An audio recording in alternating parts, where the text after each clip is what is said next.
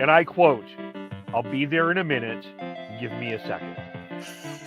Time is relative, folks. Time is relative. Yes. So, hey, cheers to everybody in the chat. They're a division rival. I don't care how many wins they get. Screw them. That wasn't the take I was expecting to hear. I want to gush over watching live Chris Tanev. I think that we completely underestimate the skill it takes to play defense. One highlight or several highlights does not a Calder trophy make. I'm stepping in here. I'm going to be the crotchety old man here. They need to learn patience. They need to understand the tension, everything, and the drama. How dare! Look at this. How is McDavid not getting a penalty? You guys need to calm down with this, okay? You guys need to calm down with it. Well, hello and welcome to the Shifts and Pucks News Pack for Monday, January 9th, as it's our second one of 2023. Thanks. Happy New Year. Hope you are well. You can, of course, follow us on Twitter at Shifts and Pucks, Facebook.com Shifts and Pucks, YouTube.com Shifts and Pucks, Twitch.com Shifts and Pucks. Subscribe wherever you get your audio, as well as on the Area 51 Sports Network. As we've got 4 games in the National Hockey League tonight, including pretty significant Pacific Division battle. We'll get into that. We'll get into what happened with the Flames last night, as they may have gotten a point out of the Chicago Blackhawks, but did they miss an opportunity to get 2? And the Vancouver Canucks continue to allow goals at a really high rate. So lots to get into. But I wanted to start this one with the WHL because there was some massive trades this weekend involving a number of teams here, as Kamloops hosts the Memorial Cup and trying to get themselves into position to get themselves ready, and other teams continue to load up as we approach the deadline here, which is tomorrow. So we'll talk about the first one is the big trade involving Anaheim Ducks prospect Owen Zellweger. Zellweger and Ryan Hofer traded to the Blazers from the Silvertips. The Blazers give up Drew Englot, who was later traded, by the way, Jack Barker, Caden Hamill, Ryan Pierce. That's 4 players. Then we get to some first-round picks in 2023, a first-round pick in 2024, a first-round pick in 2025, a first-round pick in 2026, a second-round pick in 2023, a third-round pick in 24, third-round pick in 25, a fourth-round pick, 23, fifth-round pick, sixth-round pick. There are some conditions on this. Zellweger from of course, is the WHL top defenseman, played at Westard, of course, on the Canada's World Junior stage in Halifax, and by the way, did a fantastic job hosting that. Part of back-to-back gold medals, Anaheim Ducks second-round pick last season, 23 goals, 36 points, or so that's Hofer. 28 goals, 103 assists in 148 career games. Hofer is dealing with a suspension, but he's got 23 goals this year. He's, of course, 103 points in 125 contests. So probably one of the biggest trades in WHL history in terms of the massive amount that has been given up here. Of course, from Kamloops' perspective, this is all about the fact that they are hosting the Memorial Cup, so they are going all in to try to get that championship. It's looking right now for a lot of people that the Seattle Thunderbirds, who, by the way, brought back Brad Lambert, the Portland Winterhawks, who, by the way, will get back Chaz Lucius, as the Winnipeg Jets sent both of them back to their respective junior clubs. And so the Blazers are trying to load up. The Everett Silvertips, of course, is probably one of the biggest upsets in the history of the WHL in terms of points, anyway, from the Vancouver Giants. They are currently sitting at in 5th place, 18-18-1. They would have actually a first-round matchup with the Vancouver Giants, who also made a pretty significant trade. We'll get to them in a second. So maybe, they've been a few other acquisitions here as they continue to make some moves. So you wonder whatever it is up to, but they certainly was able to acquire a good chunk of the city of Kamloops, quite frankly, for a couple of players.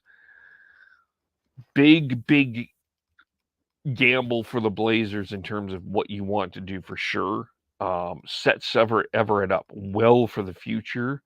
I think that this ends up, if Kamloops gets that Memorial Cup, then this is all great for them. But if they don't, then that becomes a very much a different issue here in terms of what they've given up, because that is a massive amount of the future. And you could say, what you want about CHL draft picks and the value or whatever. It's for the next few seasons. You're going to be having to find different ways to build a future for your hockey team. So that's the risk that you take. But you feel that you're in this championship window and you got a star, probably the second best player in the WHL in terms of star quality, and Logan Stankover. You got Caden Bankier as well, another guy that played really well in the WHL or the World Juniors, pardon me. So you're set up for that success. And the Western Conference between the Thunderbirds, the Winterhawks, the Blazers are going to be the three favorites coming out for the WHL championship. And then you have Kamloops hosting the Memorial Cup. So depending on where you're going, who's the other team? And a lot of people are favoring the Winnipeg Ice. I would not count out the Red Deer Rebels. I would not count out the Saskatoon Blades. We're hanging in there as well. And Connor Bedard and the Regina Pats are the 7th seed, and they will make if they make the playoffs, as good as Connor Bedard has been, is it entirely possible that this guy, with that quality, could lead this team to some sort of playoff success? So the WHL is going to be absolutely fascinating for the next little bit. Follow the WHL on Area 51 coverage. Check that out. But it's going to be very interesting. Bedard had a huge night against the Calgary Hitmen last night in his return. So let's look at the other deal here as well that happened. So we talked about the Zellweger Hofer deal. There was one other trade that happened, and that was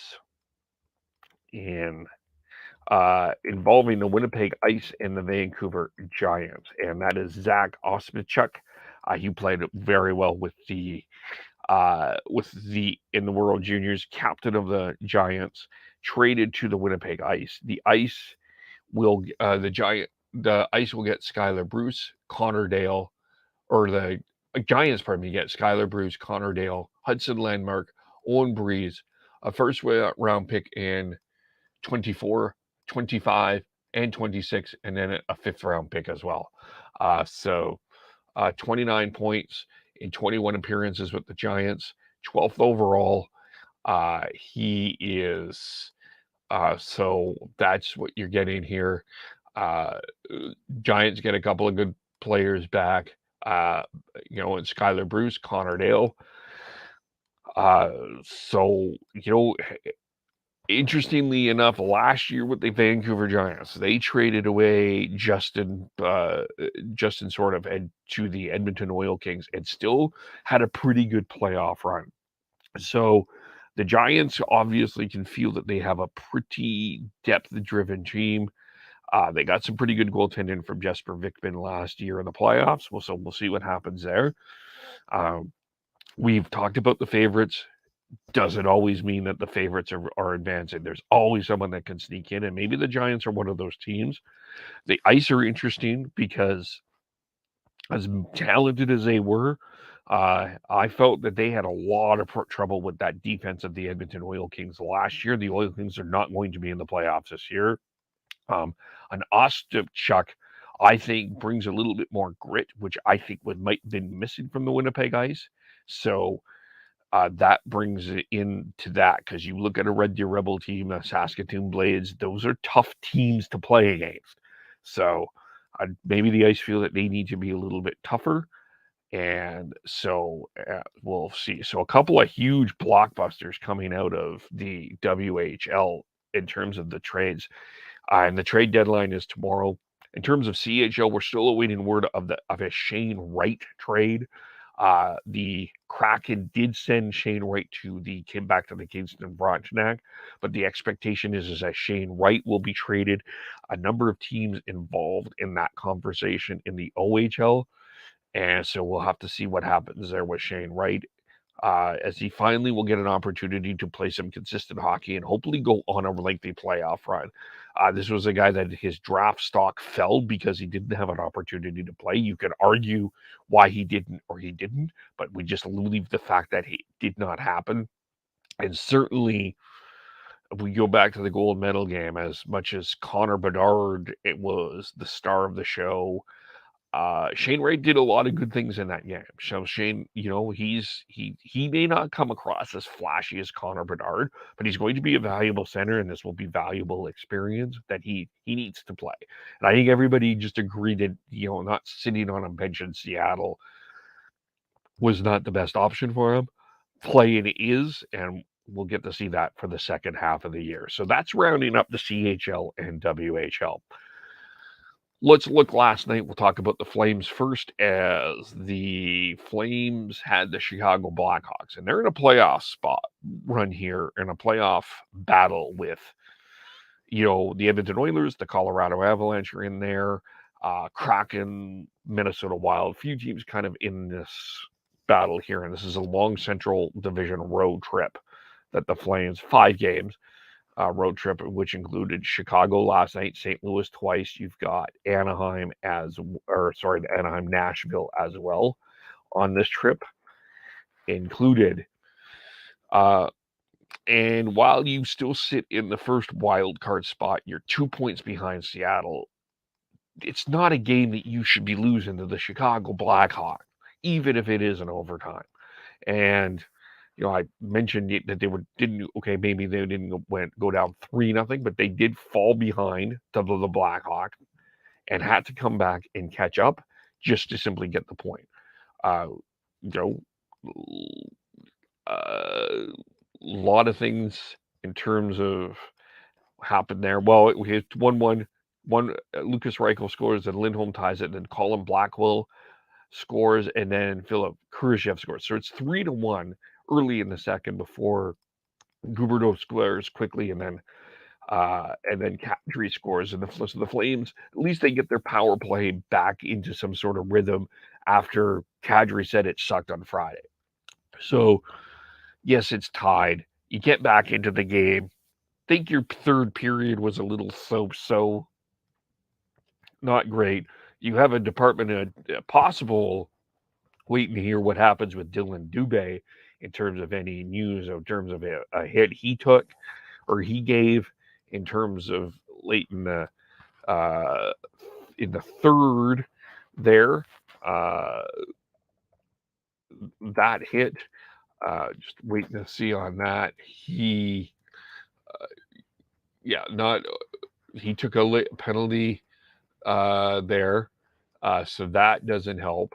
That was late in the second, by the way, 2 minutes for roughing and then 2 minutes for boarding, and then hit Max Domi, who I thought played a really strong game for the Blackhawks. I'm not saying I'm the biggest Max Domi fan, but he gets the winner from Lucas Reichel and Jake McCabe, and the Blackhawks get the win. And, Daryl Sutter talks about the young players didn't have a great, they weren't ready to play. Technically, everybody for Daryl could be younger, so he could have said everybody, but he particularly pointed out young players. But a lot of other things, a lot of players didn't come ready to play. Some poor defensive play. Huberdeau on the third goal, I don't one goal there, I would say Huberdeau. I think I wanted to say the third goal. I felt Huberdeau missed that. Kadri in overtime seemed out of position. First goal, Stone and Zadorov were miscommunication. Just their defensive play throughout wasn't great. Markstrom was pulled after the third goal. Dan Vladar played really well, kept them in, didn't allow a goal until overtime, so credit for that.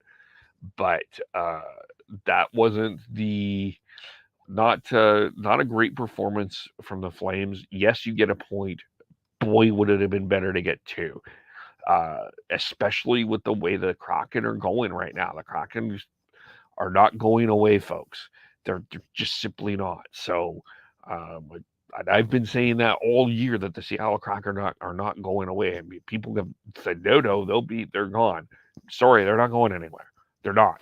They're hanging around here. So you cannot give away points like that, in my opinion, anyway. And you look at Rasmus Anderson and Noah Hannafin. Anderson was a -3, Hannafin -2, -5 in between them. Ruzicka, Adam Ruzicka hasn't played 752, and I don't think he has been incredibly. He had a great start, but his play has certainly fallen off late. So, and of course, the Flames did call up Jacob Pelletier and Walker Duehr. They are on the road trip. Will we see them at some point in this road trip? I would imagine so. Of course, it's 2 against St. Louis. You got Dallas and Nashville. So this is a tough road trip. I forgot to mention Dallas. But yeah, overall, this team, and so much has been talked about Milan Lucic and what he's playing or not. There's some Ruzicka needed to be better. Raheem Zahorna played 6 minutes and 35 seconds and was a -2. So I don't think that was not a great performance there either. So, and wasn't Markstrom's best night. Good thing he had Vladar. And give the Blackhawks credit. They're a loose team. Nothing's expected of them. So they're going great. The Vancouver Canucks also played last night. Yesterday. They played the Winnipeg Jets. They lose 7-4. Not great goaltending on either end. I think that's the first general comment here. You saw the Ilya Mikheyev goal. The Jets could pop up to a 2-0 lead, and Ilya Mikheyev jumps in, or it's 1-0, pardon me. Mikheyev comes in, scores a dribbler on Riddick, almost ties the game, but that was called offside. It was the right call. Kyle Connor gets a hat trick. Come on, people. Kyle Connor, one of the most underrated players in hockey. If this guy was playing in a bigger market, he would be considered a superstar. 3 goals. Nikolai Ehlers, 3 points. He's back. Pierre-Luc Dubois, 4 assists. Vancouver outshoots Winnipeg 38-27. Both Delia and Spencer Martin struggled. Riddick had some moments of flash here, but again, the Canucks are the second worst team in terms of allowing goals this year. Only the Anaheim Ducks are worse, 3.9 goals against average right now. Miller, Studnicka, Horvat, and Dries score for the Canucks. Connor, we mentioned with the 3. Ehlers, Morgan Barron scores. Axel Johnson, Felby, Dylan DeMello, and score as well for the Winnipeg Jets, who continue to play very well. Rick Boudis coached his 2600th game earlier this week. Earlier this weekend, he gets the win, and the Jets are rolling. The Canucks are stumbling. If you're a Winnipeg Jet fan, you're happy you get the win. You're happy with the goals, but you also realize how valuable Connor Hellebuyck has been to your team and should be in the Vezina conversation. And Rick Bowness probably should be in the Jack Adams conversation, and Josh Morrissey probably should be in your Norris Trophy conversation. Winnipeg going very well. Vancouver continues to stumble, and we await things. It's wait and see mode here in the second half of the year for the Vancouver Canucks. What do they do with Luke Schenn? What do they do with Bo Horvat? What about Besser? What about Garland? What all these moves that are expected to be made? That's the question going on right now in Vancouver, as we will see if there's a meaningful. It doesn't look like this is going to be meaningful hockey again, and we look to the future and we figure that out.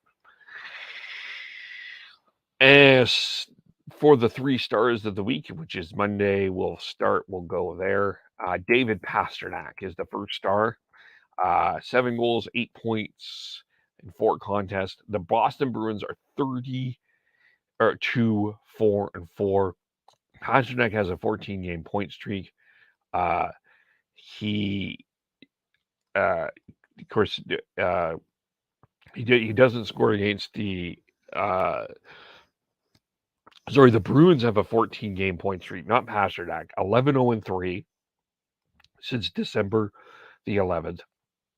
They have yet to lose at home in regulation, and includes at Fenway Park. So whether it's TD Garden or Fenway Park, they've yet to lose in regulation at home. They knocked the Ducks off 7-1 last night. 4-2 over the Sharks, 5-2 over the Kings, 2 goals against the Kings, the game-winning goal against the Sharks, and a 4-point night against the Anaheim Ducks. So that's a good week for David Pastrnak.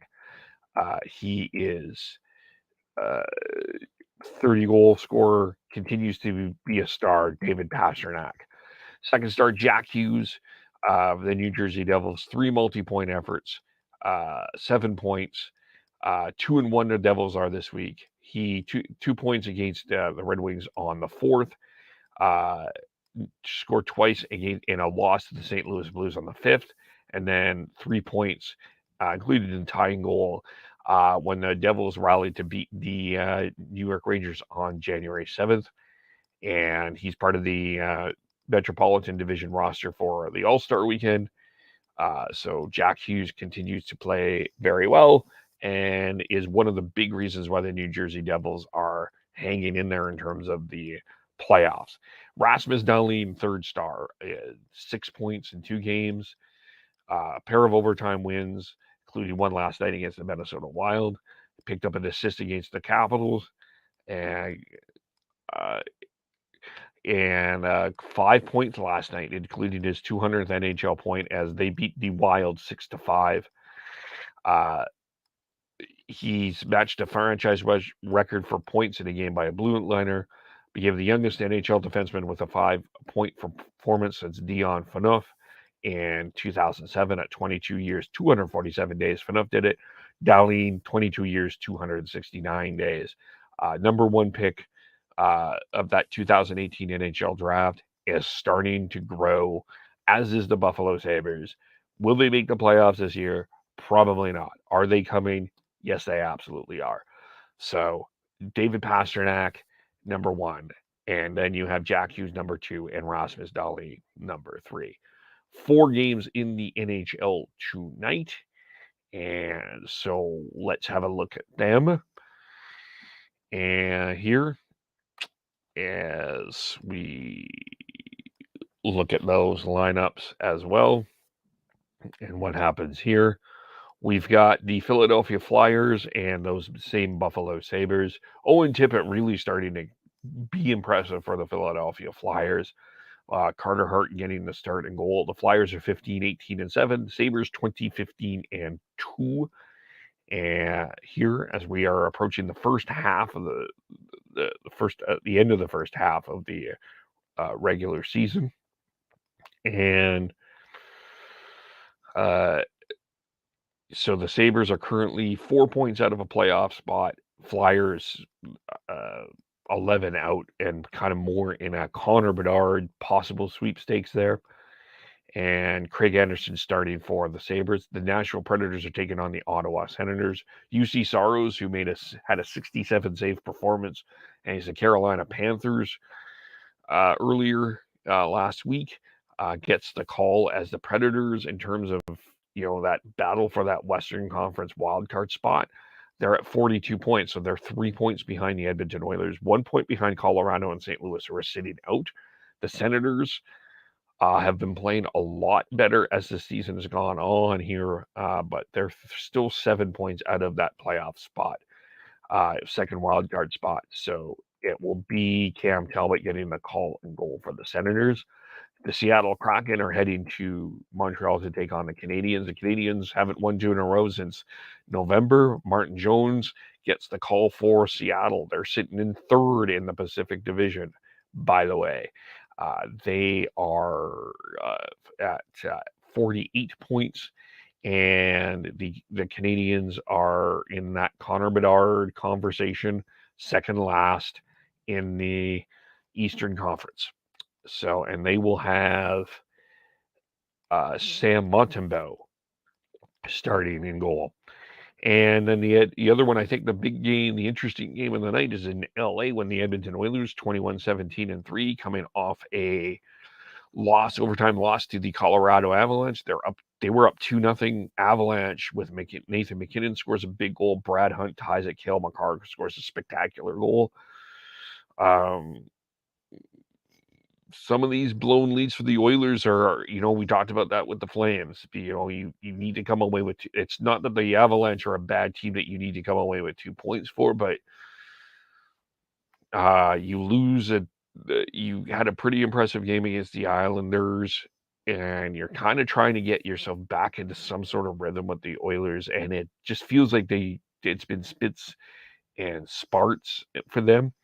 And so you get that win, or you get that lead. I think you need to hold it. That's a missed point for the Oilers, and I think Mike Combat can haunt them as well. So, but you did get Draisaitl back. You're still waiting for Evander Kane. Phoenix Copley has been a revelation for the LA Kings, who are sitting in second place in the Pacific Division at 52 points. So for the Oilers, I think this is one of those games you try to leap over Calgary, get yourself a little closer to getting out of that wild card conversation into that Pacific Division conversation. But and the Kings, you just try to hold off that momentum. The nice thing about the Oilers is they have actually played really well on the road, 11-6-1. Their stumbles has certainly been more at home, 10-11-2. And the Kings, they put Cal Peterson on waivers earlier this year. Phoenix Copley has come up, and he has done a really nice job for the Kings, pardon me.